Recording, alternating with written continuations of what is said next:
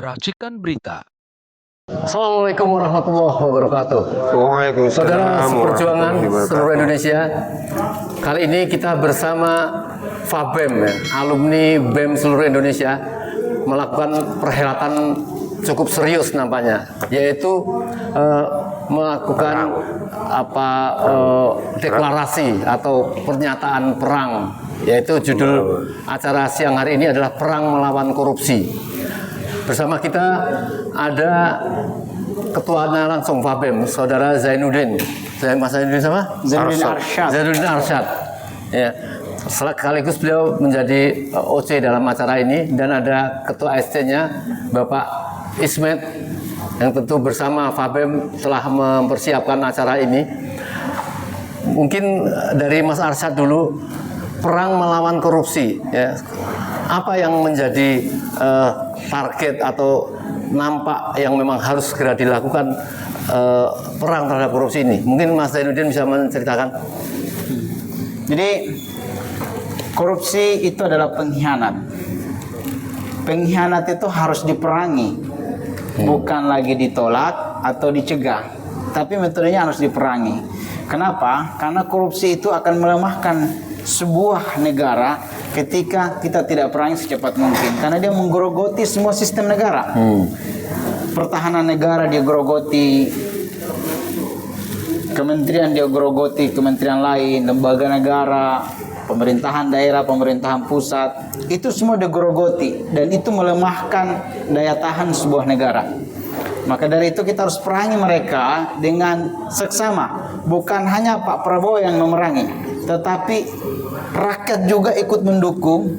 Bukan Pak Purbaya saja yang harus teriak, tetapi rakyat juga harus sama-sama membackup, gitu, sama-sama memerangi. Karena ini teriakan berperang ini kan sudah berkomandan dari kepala negara. Berarti rakyat juga harus menyambut dengan semangat heroik bahwa peperangan ini harus kita mulai dari sekarang, dan kita gelorakan dari Sabang sampai Merauke, sehingga korupsi ini bisa kita kurangi secepat mungkin. Kalau mau menghilangkan itu mungkin masih berat, Pak, ya.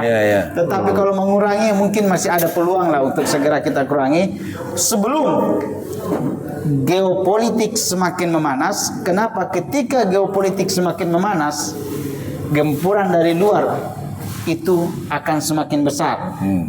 Korupsi harus segera diperangi, karena bagian dari akan menjadi pengkhianat baru negeri. Apa yang sudah diidentifikasi paling tidak oleh BEM tentang korupsi yang sangat gawat saat ini? Di sektor energi, itu korupsi sangat gawat loh. Sampai ada yang korupsi 1.000 triliun, Pak. Bayangin. Gila nggak, Pak? Sektor energi yang sampai ke dapur ibu, sektor energi yang menjalankan pesawat-pesawat kita, sektor energi yang menjalankan kegiatan kita hari ini kan ada lampu, itu kan dari energi semua. Itu dikorupsi, Pak. Bagaimana bangsa dan negara ini bisa bertahan kalau energinya dikorupsi sebagai roda perjalanan hidup berbangsa dan bernegara? Gitu. Energi, tenaga itu energi, Pak. Peperangan dari zaman Persia, Romawi, bahkan zaman sebelumnya itu berperang kenapa, Pak? Energi. Itu energi itu adalah roda. Walaupun roh kita berbangsa dan bernegara itu yang Pancasila dan Undang-Undang 45 itu adalah roh kita. Tetapi untuk menjalankan roh ini butuh energi. Gitu. Energi bagaimana bisa jalan dengan maksimal kalau dikorupsi, Pak?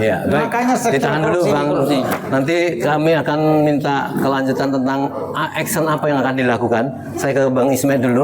Mungkin Bang Ismet nampaknya sangat concern mendampingi teman-teman mahasiswa FABEM ini untuk pemberantasan dengan melakukan kegiatan yang ini, yaitu melakukan perang melawan korupsi. Mungkin silakan Bang Ismet. Ya, bismillahirrahmanirrahim. Assalamualaikum warahmatullahi wabarakatuh. Assalamualaikum. Kita ketahui bersama bahwa korupsi itu adalah extraordinary crime. Jadi kejahatan yang sangat luar biasa. Dan di seluruh dunia, jika sebuah negara sudah mendapat sebuah penyakit yang berat bernama korupsi ini, maka korupsi itu akan mempengaruhi kebijakan-kebijakan strategis negara.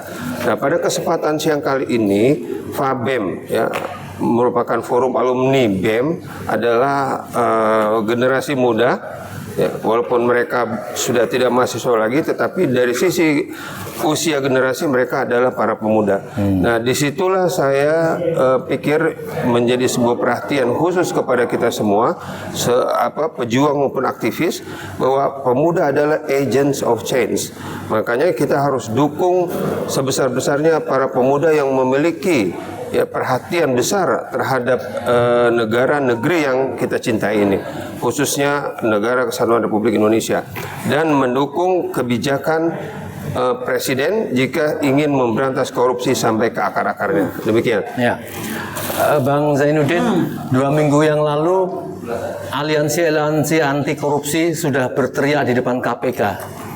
Mereka sudah nampaknya gregetan, bahkan sudah berteriak nepalkan dan sebagainya. Tetapi nampaknya KPK belum bergeming untuk memanggil yang dianggap paling tertinggi biang kerok koruptor ini adalah Jokowi misalnya. Action apa yang akan dilakukan oleh Fabem ini? Akan bersinergi dengan kelompok-kelompok yang lain atau apa? Silakan Bang. Oke, memberantas korupsi bukan hanya menyebut salah satu oknum. Karena korupsi ini kolektif. Berarti ada sebuah permasalahan. Memberantas korupsi itu kita langsung sebutkan masalahnya apa? Korupsi sektor tambang, korupsi sektor energi, korupsi temannya di blok ini dan sebagainya. Apa yang akan dilakukan sama BEM? Itu saya minta dan mengajak seluruh pegiat-pegiat anti korupsi, ayo lengkapi datanya, kumpulkan datanya di mana korupsi. Kemudian kita bersama-sama kumpul, ayo kita bawa ke KPK. Bawa KPK dengan bawa apa? Bawa pasukan, bawa massa. Dan massa itu bukan hanya satu entitas saja, tetapi berbagai macam entitas. Ada entitas kubu A, kubu B, dan kubu C. Ketika semua entitas itu sudah bersatu dan menjadikan korupsi adalah musuh bersama, orang-orang yang dianggap telah menghancurkan negara ini dari korupsinya yang begitu besar, Pak, yakin dan percaya, hanya 2 pilihan KPK. Dia tetap akan bertahan dengan menangkap mereka, atau dia akan berhadapan dengan kekuatan civil society. Nah, tahun yang lalu Bang Ubaidillah Badrun dari Universitas Negeri itu mengatakan kepada KPK, tetapi membawa data dengan para tokoh tidak pernah akan diterima oleh KPK. Andai kata misalnya data yang sedang disiapkan oleh para Fabem ini saya kira cukup bagus, KPK pun tidak mau menggubris seperti itu. Apa yang akan dilakukan? Kalau namanya tidak dilakukan, maka kita mendesak presiden. Dia sebagai kepala negara, Hari kepada presiden, dan juga sebagai kepala pemerintahan. Beliau memegang 2 sisi, kepala negara, kepala pemerintahan. Beliau mengatakan perang, kita sebagai rakyat, kepala negara ngomong begitu, berarti kita harus perang. Karena dia memegang identitas sebagai kepala negara. Kepala negara itu tidak harus selalu bersentuhan langsung instruksi, tidak. Tetapi kata-kata seorang kepala negara itu bisa menjadi bagian dari makna bagi kita untuk bergerak. Kepala negara, Pak. Artinya kalau kepala negara, Presiden Prabowo terhadap ini tidak merespon, itu akan berbahaya untuk kepala negara itu sendiri. Nah, kalau beliau tidak merespon dengan baik, maka itu memang akan kurang elok gitu, dan kurang baik, berbahaya. Kita nggak bisa mengatakan demikian, tetapi sebaiknya beliau merespon dengan baik, karena ini suara anak muda, suara rakyat, dan suara berbagai macam entitas ini harus direspon dengan baik seorang kepala negara, sehingga negara kita dengan baik. Karena orang yang bersuara ini kan karena cinta kepada bangsa, bukan karena benci kepada bangsanya loh. Kecuali kita mau makar, mau menumbangkan presiden dan sebagainya, bolehlah. Tetapi ini murni karena kecintaan kepada bangsa. Orang yang kita musuh ini kan orang yang mau menghancurkan bangsa. Sedangkan kita ini mau ribut-ribut, mau turun demo, mau bersuara, mau bikin cuma bakar-bakar ban dan sebagainya, itu kan karena memang kecintaan kepada bangsa. Karena ini sudah menyatakan perang. Maka dari situ kita minta presiden, kalau KPK segera tidak menyelesaikan persoalan-persoalan ini, mungkin dia bisa menggunakan tangan-tangan jaksa agung, dia bisa menggunakan aparat-aparat lain untuk bisa menyelesaikan persoalan ini. Kalau juga tidak bisa, maka libatkan semua komponen rakyat. Ayo kita kumpul bersama, kita bersama-sama dengan presiden untuk melakukan peperangan ini dengan agenda-agenda yang sudah disiapkan. Maka saya minta dan teman-teman dukung kami, dukung kita dan bergabung dengan kita. Kita akan mencoba membuat gelombang yang jauh lebih besar dengan langkah-langkah yang sudah matang. Salah satu langkahnya ini, kita akan didik pelajar. Apa itu? Oh itu ya. Kita akan didik pelajar. Kita didik pelajar untuk berorasi tentang anti korupsi. Kita serahkan pelajar sebagai calon pemimpin bangsa 2045. Kita didik, kemudian kita ajak lagi NGO sebanyak mungkin, kita ajak mahasiswa dan sebagainya. Kira-kira kalau sudah menjadi gelombang besar Pak, gelombang sedahsyat tsunami, kira-kira masih ada nggak yang akan menolak untuk menangkap? Jadi nggak usah perlu teriak-teriak Nepal nanti akan. Baik, Bang Ismet.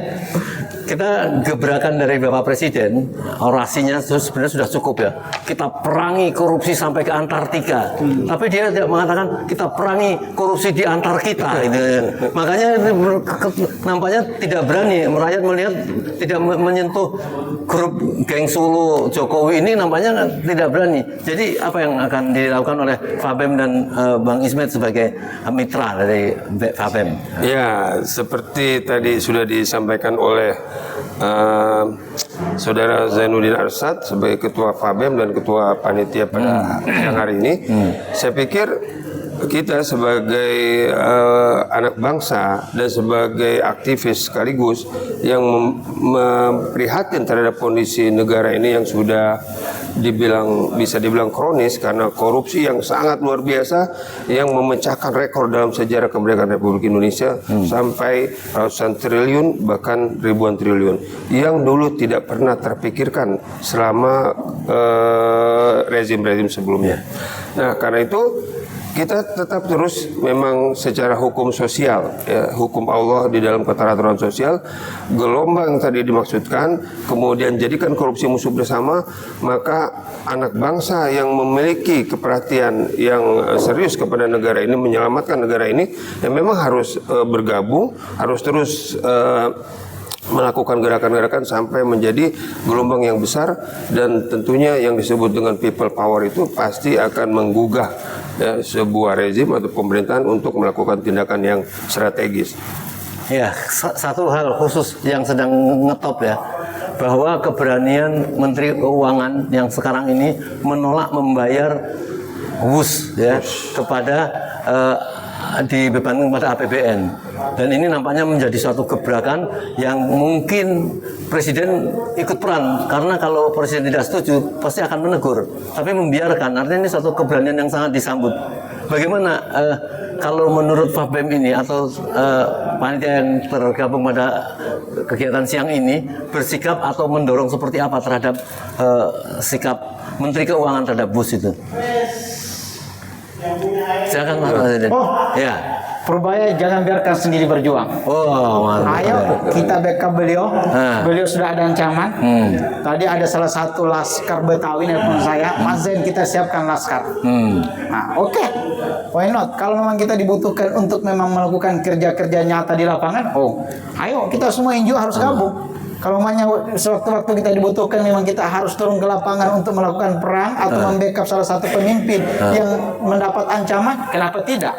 Pak Ismet, ayo, Bapak yang sebagai ini mau moderatori, ayo, apapun yang kita punya untuk bangsa dan negara ini, kita siap mempertaruhkan jiwa dan raga. Takut sedikit pun kepada mereka. Jadi jika para penjahat saja berani berbuat, bagaimana kita kalau kita hanya berbuat baik? Kenapa kita nggak takut berbuat? Betul nggak Pak? Bagus, ya udah. Jadi tidak menutup kemungkinan acara siang hari ini akan mendukung Prabowo terhadap masalah siapapun yang berbuat baik untuk bangsa kita dukung, siapapun yang berbuat jahat kepada bangsa kita lawan. Semakin dia keras, semakin kita juga harus keras. Semakin dia baik kepada bangsa, raga jiwa ini akan bersama dengan dia untuk melangkah ke bangsa negara. Siapa yang akan hadir pada acara siang hari ini yang akan mendukung ini? Saya ingin bersolat. Ya, acara Fabem ini perang melawan korupsi akan didukung oleh FPP TNI, UI Watch, Petisi 100 dan TPUA sebagai kita harus sebagai pengacara untuk membackup para mahasiswa pemimpin masa depan Indonesia. Iya, baik saudara sekalian, insya Allah kita sudah ketemu dengan pimpinan OC dan SC-nya dalam acara ini, yaitu perang melawan korupsi yang insya Allah pasti akan segera bergabung dengan forum-forum aliansi-aliansi masyarakat yang akan bergerak untuk menangkap, mengadili biang koruptor ya. Tentunya tidak Jokowi saja, tapi dengan kroni-kroninya, dengan gerombolan-gerombolan yang menciptakan ya rezim yang mengakibatkan rezim terkorup yang dinilai oleh OSCRP ini, Jokowi ini menjadi orang yang terkorup dan membuat kejahatan sedunia nomor 2.